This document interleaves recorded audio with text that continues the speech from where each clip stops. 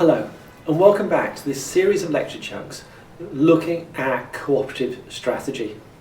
Now the story so far is that strategic alliances provide a way of minimising transaction costs while still retaining some of the flexibility and market incentives that are not available via ownership. We've also seen that different views of competitive advantage provide different insights into existing or planned alliances.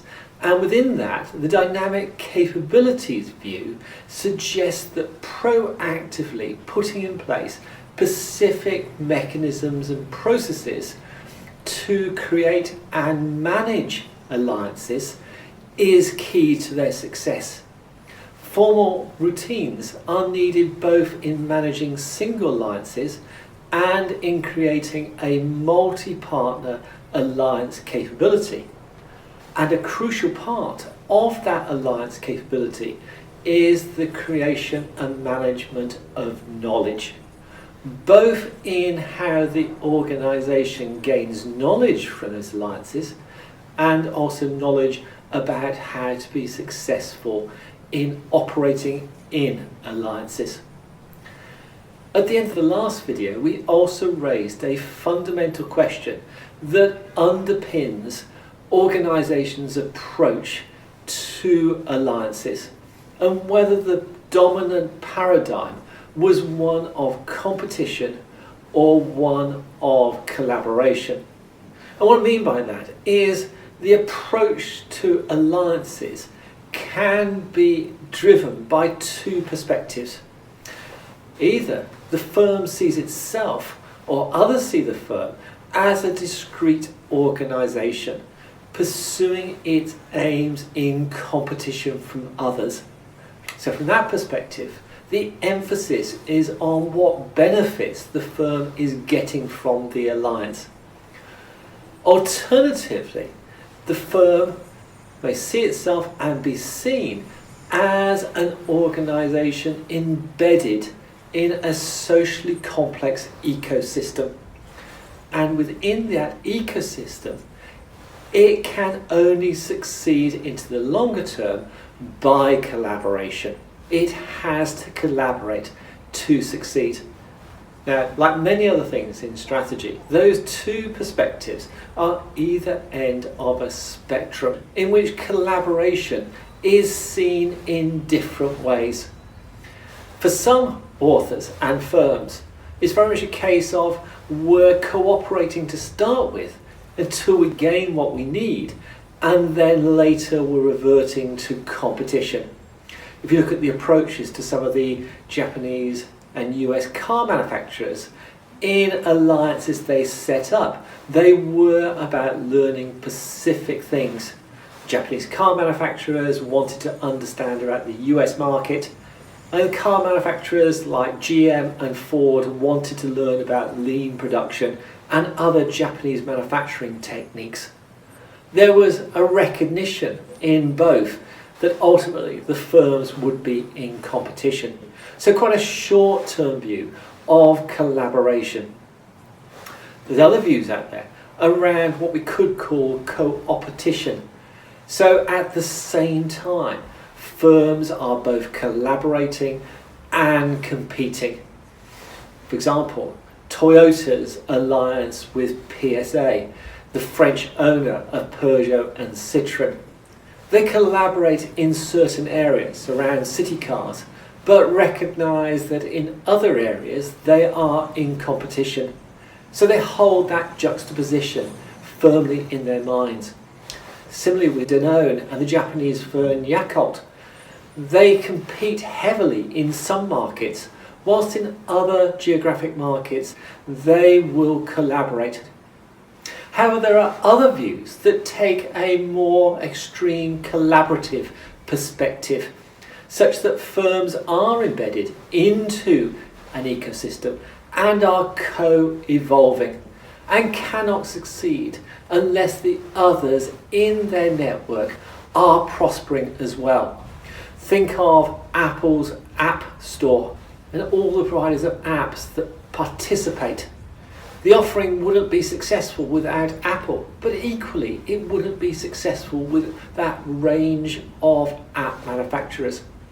Or Benetton, the clothing manufacturer that uses networks of small clothing manufacturers, initially in Italy and now across the world, and also networks of franchise stores. So again, for Benetton to succeed, other members of those two networks have to be successful as well. Taking most of those first two views, this fits into a traditional approach to alliances. The firm is an independent organisation pursuing its own objectives and using specific alliances to enhance its resource base or its competitive position. It's a competitive transaction where each side needs to guard against transaction risks, giving away too much, of others taking opportunity advantages from positions of strength. Now, in that sort of relationship, the emphasis is therefore on formal contracts and processes. And as time goes on, those organisations converge. They gain each other's knowledge and they're increasingly able to do the same things. And as that happens, competition grows. In contrast, that co-evolution perspective implies a network view of alliances. Firms are integrated into a web of mutually dependent organisation. And in contrast to that first perspective, as time goes on, the network evolves such that each member is specialising onto specific competencies. So there's divergence between the firms and they become increasingly dependent on each other and the network being successful. Given that, there's an emphasis on reciprocity, building trust and learning as a network. And also, you find there's a blurring of the boundaries between each of the members of the networks. A good example are the Japanese Keiretsu organizations. They are actually networks of firms with cross holdings in shares, but are not a single organization. Although sometimes it's difficult to see where the boundaries actually are. In those networks, there is a strategic centre. Often it's a large central firm that leads the networks. And in that leadership, ensures there's coordination going on in the creation of value and that all partners are gaining from it. In some networks, that is quite a hierarchical approach. The central firm dictates that to the network. In other cases, it's a flat, more democratic approach. That central firm also controls partner selection. And here again, you can have different approaches. The network can be closed to specific chosen members. Think of Benetton's working with a network of manufacturing companies. Or it can be open. Here, Apple's App Store is a good example. Anyone can join that network if they meet the criteria. That central firm looks to facilitate the development and sharing of resources across the network and sets incentives and rules to reduce opportunism that can result as the network develops. This does not mean that competition may not exist within the network, and learning races might evolve in that network, but the strategic centre ensures that competition is refereed and is to the benefit of the network itself. So across all of those, the strategic centre is acting as the architect of the network, setting the bounds in which the network operates rather than directly controlling the firms in the network. IMA, a packaging manufacturing company based in Bologna in Italy, is a good example of a firm that operates in a network. It designs and manufactures packaging machinery for pharmaceutical companies, tea companies, cosmetics companies. Now, those clients demand complete solutions, and so that requires the integration of a wide array of parts requiring specialist knowledge and competencies across many different areas. Now, Bologna is the heart of what's called the packaging valley, in an analogy to Silicon Valley.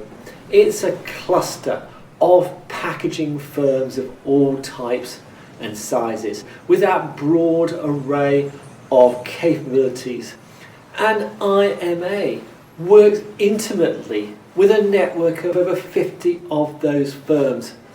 It has an equity stake in some, others a less formal arrangement. And with those partners, engages in shared activities across research and development, design and manufacturing, with each member increasingly specialising on their particular area and so becoming more dependent on each other. The network learns as a whole. Venison is a similar example, starting in northern Italy, tapping into a network of small clothing manufacturers, then expanding that model to many different countries. So a Benetton regional pole works with SMEs in those areas in its manufacturing. The clothing produced is then distributed out to a network of store franchise holders. So Benetton only succeeds if its network of stores are effective and its network of manufacturers deliver. You can make similar points about Apple and its App Store. So in a network, each firm is bringing unique capabilities to collaborate, to seize the opportunities that emerge, but also solve any problems together. So there's a question that firms need to ask. In today's turbulent and complex environment, where competitive advantage is often temporary, does full open collaboration become a necessity for sustaining advantage? Now, the answer to that is going to vary by context, both industry and geography. Different industries and countries will be widely divergent in their propensity to compete and to collaborate. Influencing factors at a country level include the economic system. What form of capitalism is dominant in that country? In liberal market economies like the USA, collaboration is strictly controlled, while in more coordinated market economies like Japan and Germany, there's more reliance on non-market mechanisms and firms are encouraged to collaborate. National culture, while different ingrained preferences and behaviours of individuals and groups will also influence the tendency to compete or collaborate.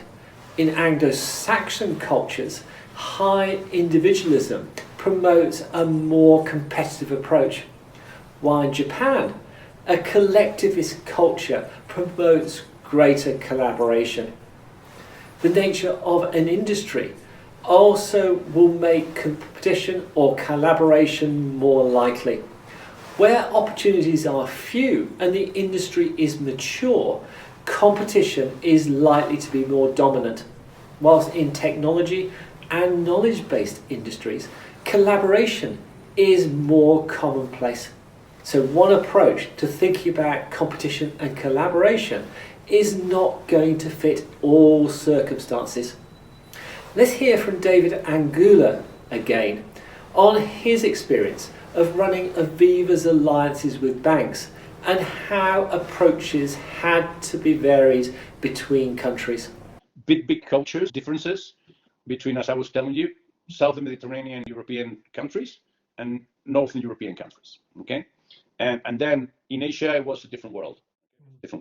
So on the cultural perspective, the relationships in the Northern European countries, it was very important to this, I would say, the contractual relationships. Exactly. Whilst in Southern European countries, it is more through a relationship, friendship, and building it up. I mean, trust. I always say that trust is something that takes you a lot of years to create, and you can ruin it in 2 minutes. Before going to a different culture, learn about the different culture. Okay, that doesn't guarantee you success, but that's guarantee you that you won't ruin it, right? So that's something that you have to pay incredible attention to it. Respect a lot the culture of a country. Why? Because these are the guys who have to implement it and develop in their local market. Yeah. Okay. Second thing is never think that you are in the possession of the truth, because truth has many different faces. And on the cultural side, you can ruin things that you have done perfectly well because you don't understand the culture of the people in front of you. So if you manage to build up the cultural relationship, you have completed, I would tell you, the 90% of the agreement. So managers, when looking at strategic alliances, need to recognise the potential for differences and act accordingly. So finally, strategic alliances come in many sorts and provide significant benefits. We do though need to look carefully at how we select and manage those alliances, and we do need to recognise that one approach does not fit all. Thank you for listening.